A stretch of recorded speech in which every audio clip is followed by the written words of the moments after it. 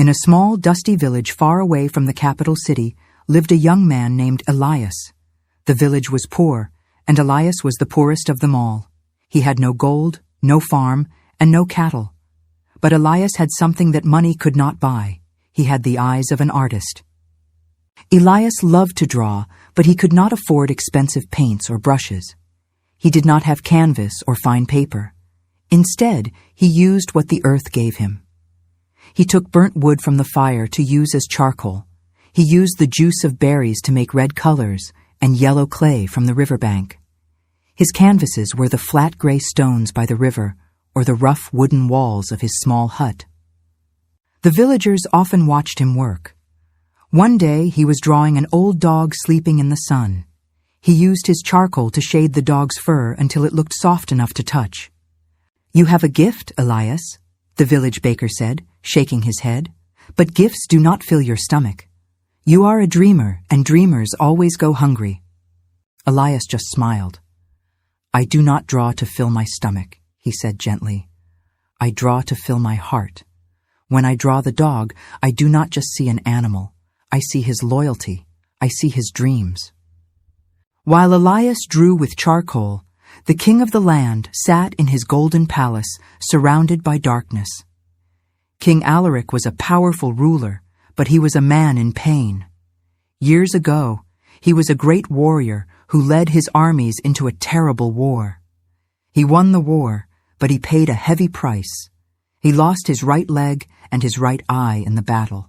Now, the king walked with a heavy wooden crutch and wore a black patch over his eye. He felt ugly. He felt broken. Because he could no longer ride his horse or fight with a sword, he believed he was weak. His anger grew like a storm, and everyone in the castle feared him.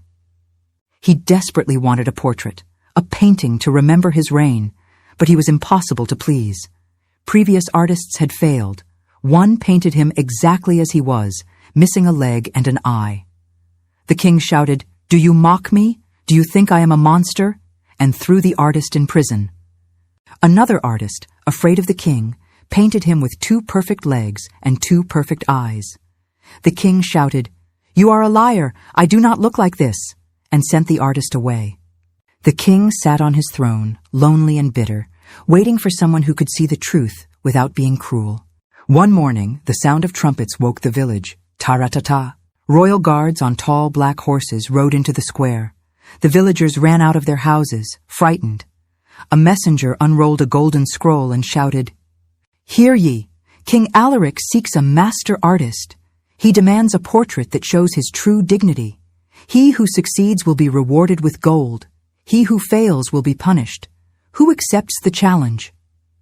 Silence fell over the village. The baker whispered to the blacksmith, "It is a trap.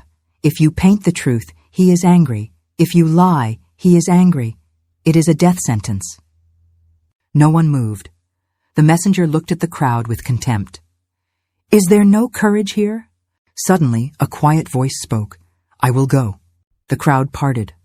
Elias stepped forward, his hands stained black with charcoal. He looked small and ragged next to the guards. The messenger laughed. "You? A peasant boy with a stick of burnt wood? You think you can please the king?" "I do not need expensive paint to see the truth," Elias said calmly. "I will paint the king." The villagers gasped. "Elias, no!" cried the baker. "Do not go. The king will hurt you." Elias turned to his friends. "Do not worry. The other artists failed because they looked only at the king's body. They did not look at his spirit. I will try to see what is inside." Reluctantly, the guards allowed Elias to climb onto their wagon. As they rode away, Elias watched his village disappear. He held his piece of charcoal tightly. He was not afraid of the king's anger. He was only afraid of failing to see the beauty that he knew must be there. The journey to the capital took 3 days. The wagon traveled up steep mountains and through dark forests. On the second night, they stopped at an old wooden inn to rest. Elias sat by the fire to warm his hands. He took out his charcoal and began to sketch on a scrap of paper. The innkeeper, a large man with a white beard, brought him some soup. "You are the new artist for the king, aren't you?" the innkeeper asked quietly. I am, Elias replied. The innkeeper sat down. Listen to me, boy. Run away tonight. The king is a broken man. He hates his own reflection. You cannot fix a broken mirror. Elias looked at the table. There was a clay water pitcher sitting there. It had a long, ugly crack down the side, but someone had drawn a small flower next to the crack. Look at this pot, Elias said. It is cracked. Is it ugly? It is broken, the innkeeper shrugged. No, said Elias. The crack shows that it survived a fall. It is still standing. It still holds water. The crack is part of its story. It is not a flaw. It is a memory of survival. The innkeeper looked at the boy with surprise. You have strange eyes, he said. You see things differently. I hope the king will see things differently too, Elias whispered. The next day, they arrived at the palace. The iron gates were massive and intimidating. The castle walls were high and cold. Servants walked quickly with their heads down, afraid to make a sound. The atmosphere was heavy with fear. Elias was led to a small room. He did not sleep well.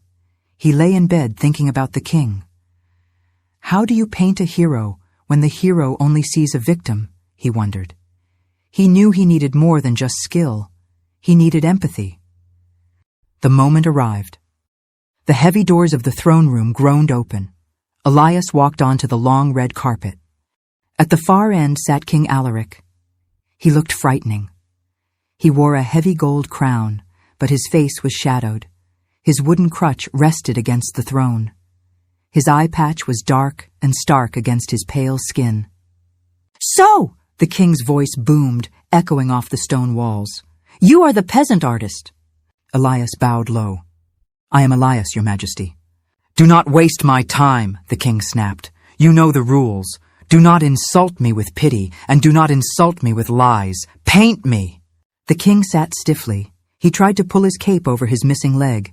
He turned his head to hide his eye patch. He looked uncomfortable and ashamed. Elias set up his easel and canvas. He picked up his charcoal, but he did not draw. He stood and looked at the king. Why do you not begin? The king shouted. Are you shaking with fear? No, sire, Elias said softly. But I cannot paint a stranger. To paint your soul, I must know you. The king narrowed his one good eye. What is there to know? I am a cripple on a throne. I see the scars of a warrior, Elias corrected him gentle. Tell me, your majesty, do you remember the day you won the great war? The king paused. The question surprised him. The war? He whispered. Yes, Elias encouraged. Imagine you are back there. The sun is rising. You are on your horse. Your soldiers are waiting for your command. How did it feel? The king's face changed. He stopped looking at his crutch. He looked toward the window, into the distance.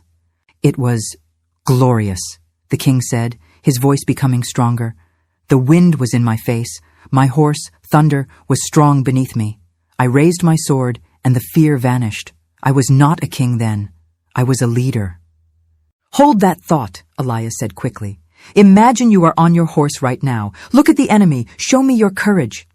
The king sat up straight. His chest expanded. His chin lifted. The fire returned to his eye. He turned his body to the side, looking forward with intense determination. For a moment, he forgot his pain. He was the warrior king again. Elias began to draw. His hand moved like lightning. Scratch, scratch, scratch. The charcoal danced across the canvas. He did not focus on the missing leg. He focused on the strong hand gripping the imaginary reins. He did not focus on the missing eye. He focused on the sharp, brave gaze of the good eye. For 2 hours the room was silent, except for the sound of charcoal on canvas. It is finished, Elias said, wiping the black dust from his hands. The king froze. The magic of the memory faded, and the fear returned. He looked at Elias with worry. Was it another insult? Bring it here, the king commanded. Elias turned the easel around. The king looked at the portrait, and his mouth fell open. He stood up, forgetting his crutch for a moment. The painting showed the king sitting on a magnificent horse, but Elias had used a clever perspective. He had painted the king in profile, from the side view. Because it was a side view, the painting showed only the king's strong left leg in the stirrup, ready for action. It showed his healthy left eye looking toward the future with courage. The missing leg was naturally hidden on the other side of the horse. The missing eye was turned away, unseen. It was not a lie. The king really looked like this from the side. Elias had simply chosen which side to show. He did not paint the weakness, he painted the strength. He did not paint the broken man, he painted the hero. The king stared at the image. A single tear rolled down his cheek. Is this how you see me?" the king asked, his voice shaking. "This is how your people see you, sire," Elias answered. "They do not look at what you have lost. They look at what you have saved. A mirror shows us our skin, but art shows us our spirit." The king looked at his guards. "Look!" he shouted, pointing at the canvas. "This is your king!" The guards cheered.